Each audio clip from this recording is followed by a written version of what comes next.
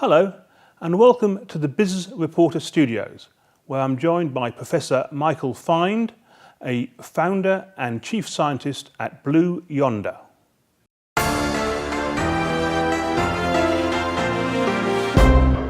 Hello. Hello. Data is everywhere. It's easy to gather, it's easy to store, but what's it worth? What can we do with it?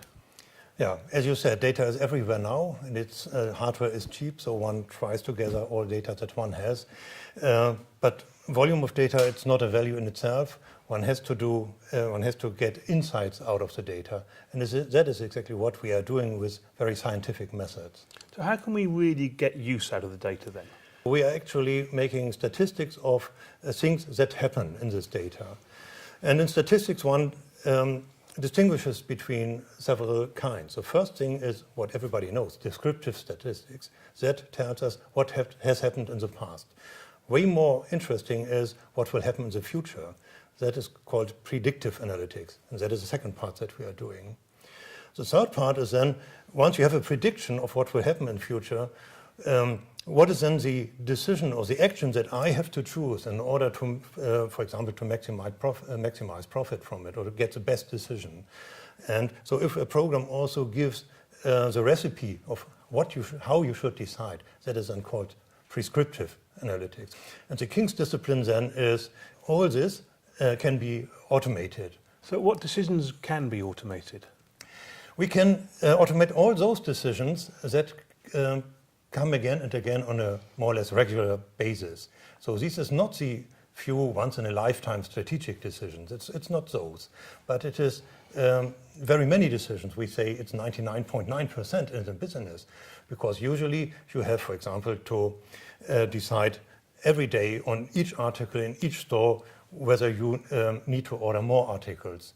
So these are many decisions. For some of our customers, we make something like 10 or 20 or 30 million predictions and decisions per day. You've been talking about retail there. Let's look at that sector. How would it work there? Let's take the following example. You are the manager of a meat department, and it's your job to have enough meat every day there, but not too much. So we first start with statistics. We have all the data of this shop, of all the sales and all the availabilities, but also all weather conditions, for example, and holidays and so on in our historical database.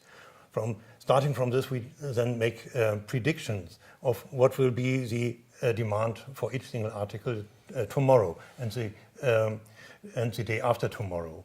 On the basis of these predictions and the stocks that you have available now, you then have to decide how many do I have to order and how much do I have to order.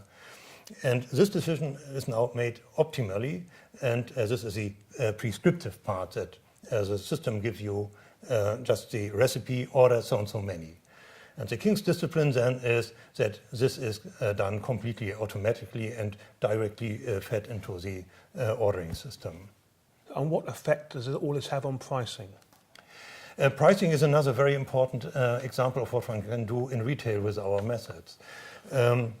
Again, from historical data, we can find out what is the price sensitivity for each article every day in each store, and so one can steer the price such that overall our strategic goals are met. And this can be, we want more market share, we want more turnover, and we want more profit. And we also may want to have more new customers and also less return rates, for example, in online shopping. Blue Yonder's got a very interesting connection with CERN. Can you tell me a bit about that, please? Yes. So CERN is the largest particle accelerator in the world.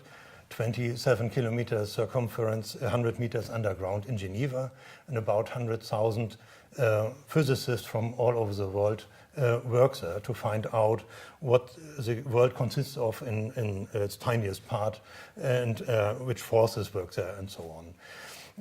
So actually the algorithm, the neural-based algorithm, which is the base of all what we are doing at Blue Yonder, I developed there because I'm originally a physics professor. I developed there for analyzing such purely scientific data. And only later I have noticed that the same mathematics, the same programs are also very, very valuable in other things, for example, retail. So research from CERN has made its way into high streets across the land. Yes, that is true. From CERN to the high streets, how Right. interesting. What other major clients do you work with? One of our major clients is Otto. Otto is the second largest distance seller in the world after Amazon. We do many things also order predictions for whole seasons, but for single days, pricing, and so on.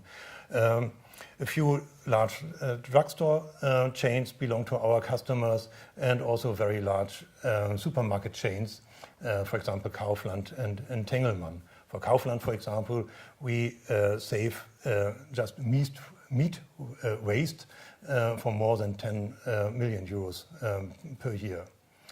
Other examples are Natsu. Natsu is a sushi chain. Sushi is very delicate because it has a lifetime of only 1 or 2 days. So there's lots of waste there, and one has to have very accurate predictions. Or also here in the UK, Eat, where we make predictions of how many sandwiches will be sold tomorrow and in the near future. And how much money did you save them? We reduced the waste by about 14%, and 14% corresponds to 1.1 million sandwiches. That's a lot of sandwiches. That's right. Looking forward, Professor, what kind of trends do you see in the next few years, and how do you see the future of retail? I am very much convinced that these data-driven, objective mathematical methods will make its way. So still it's not so easy for everybody to understand it, but we have seen that this brings so much advantage that I'm very sure that in 5 or 10 years, those who are not working with such methods will simply not exist anymore in the harsh competition. Professor, many thanks. Welcome.